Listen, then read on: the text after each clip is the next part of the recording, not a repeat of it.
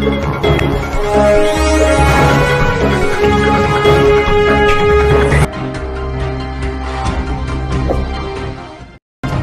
Friend, मैं हूं विनोद कुमार शर्मा। आप देख रहे हैं हमारा YouTube channel master media news. हमारी वीडियो पसंद आए तो लाइक कीजिए, सब्सक्राइब कीजिए और चैनल को सपोर्ट कीजिए। आपका ज्यादा समय न लेते हुए वीडियो करते हैं शुरू।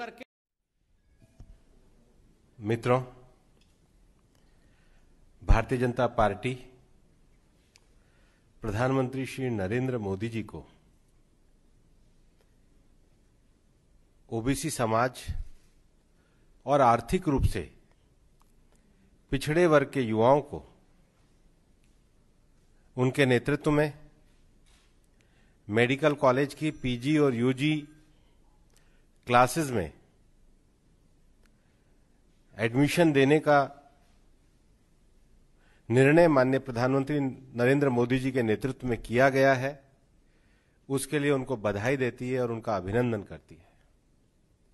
ये एक ऐतिहासिक अवसर है कि लंबे समय से देश में समतामूलक समाज की स्थापना के लिए समाज के सभी वर्गों को समाहित करते हुए समरस भारत की रचना को करने के लिए बहुत सारे निर्णय एक लंबे समय से पेंडिंग थे। प्रधानमंत्री जी के नेतृत्व में उनको पूरा करके सरकार ने सामाजिक समरसता का, समतामूलक समाज का और सभी वर्गों की भागीदारी को सुनिश्चित करने के जो संवैधानिक दायित्व उनको पूर्ण करने का प्रयास किया है। हम ये भी जानते हैं कि पिछड़ा वर्ग का जो आयोग था उसको संवैधानिक आयोग देने की मांग एक लंबे समय से पेंडिंग पड़ी थी। यूपीए सरकार के 10 साल निकल गए लेकिन उसको संवैधानिक आयोग का दर्जा नहीं दिया गया। माननीय प्रधानमंत्री जी के नेतृत्व में पिछड़ा वर्ग आयोग को संवैधानिक आयोग का दर्जा दिया गया। देश में एक लंबे समय से इस बात की भी मांग पेंडिंग थी कि जो सामान्य समाज के जो गरीब लोग हैं, आर्थिक रूप से जो कमजोर हैं, उनको भी संवैधानिक आरक्षण दिया जाए और इस विषय को भी माननीय प्रधानमंत्री जी के नेतृत्व में 10% आरक्षण आर्थिक रूप से कमजोर सामान्य वर्ग के लोगों को दिया गया। भारत के संविधान में जो सामाजिक, आर्थिक और राजनीतिक न्याय की संकल्पना है उसको पूरा करने का काम माननीय प्रधानमंत्री जी के नेतृत्व में किया गया और इसीलिए मेडिकल कॉलेज में भी ओबीसी समाज के 27% और आर्थिक रूप से पिछड़े वर्ग के विद्यार्थियों के लिए भी 10% आरक्षण की बात की गई। और इस बात को कहते हुए भी संतोष होता है कि माननीय प्रधानमंत्री जी के नेतृत्व में जो हमारी जिस प्रकार से ये सरकार चली है, उस सरकार के अंतर्गत पिछले 5 वर्षों में देश में 179 नए मेडिकल कॉलेज खुले। अब देश में 558, जिसमें 298 सरकारी और 269 प्राइवेट मेडिकल कॉलेज और यूजी और पीजी के सीटों की संख्या में भी 56% के करीब और पीजी की सीटों में तो 80% के करीब बढ़ोतरी की गई है। और कुछ ऐसे भी ऐतिहासिक निर्णय इस पूरे 5 साल में लिए गए जो पिछड़ा आयोग और आर्थिक रूप से पिछड़े लोगों को जिस प्रकार से 10% मेडिकल में आरक्षण दिया गया, पिछड़े वर्ग के संवैधानिक आयोग की रचना की गई, पीएसयू, सार्वजनिक बैंकों और वित्तीय संस्थानों में क्रीमी लेयर की आय सीमा तय की गई, घुमंतु और अर्ध घुमंतु जातियों के लिए जनवरी 2015 में एक राष्ट्रीय आयोग का गठन किया गया।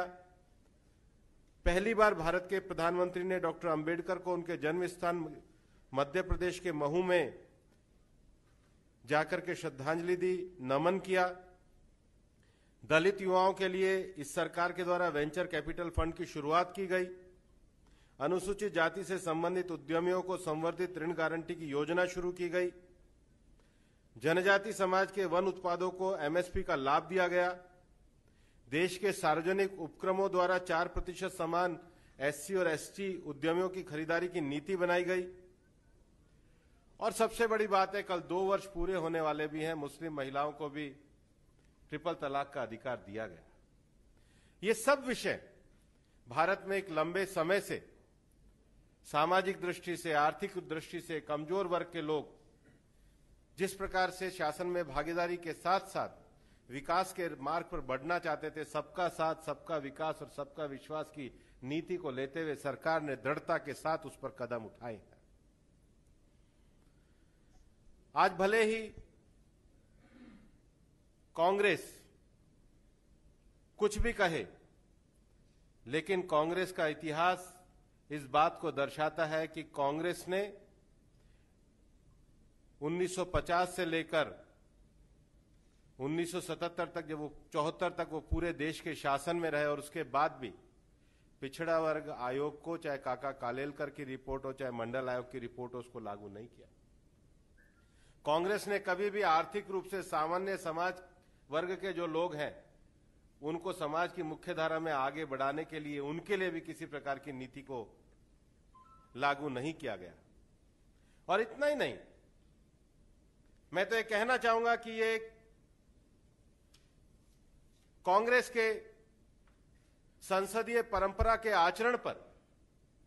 एक धब्बा लगाने जैसा प्रश्न चिन्ह है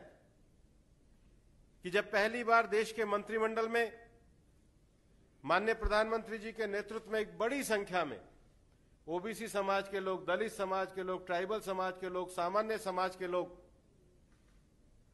और सबसे बड़ी संख्या में महिला वर्ग इस मंत्रिमंडल में जब आए और संसद के सामने जब उनका परिचय कराना था, तो कांग्रेस ने अपने दुर्भाग्यपूर्ण आचरण से, संसदीय परंपरा की मर्यादाहीनता के आचरण से उन महिलाओं का परिचय भी नहीं होने दिया। ये संसदीय परंपरा और मर्यादा को तोड़ने का काम कांग्रेस के द्वारा लगातार किया जाता रहा है। और इसलिए भारतीय जनता पार्टी की सरकार माननीय प्रधानमंत्री जी के नेतृत्व में सभी वर्गों को सामाजिक न्याय के लिए, सभी वर्गों के आर्थिक उत्थान के लिए पूरी तरीके से समर्पित है। और माननीय प्रधानमंत्री जी ने जिस प्रकार से हमेशा संकल्प किया है कि उनकी सरकार गरीबों के कल्याण के लिए समर्पित है, शासन में गरीबों तक उनकी योजनाओं को पहुंचाने के साथ ही साथ अपनी सामाजिक नीतियों के माध्यम से उनको अवसरों में भी उसी प्रकार की उपलब्धता प्रदान की गई है। और इसके लिए हम सब माननीय प्रधानमंत्री जी का अभिनंदन करते हैं।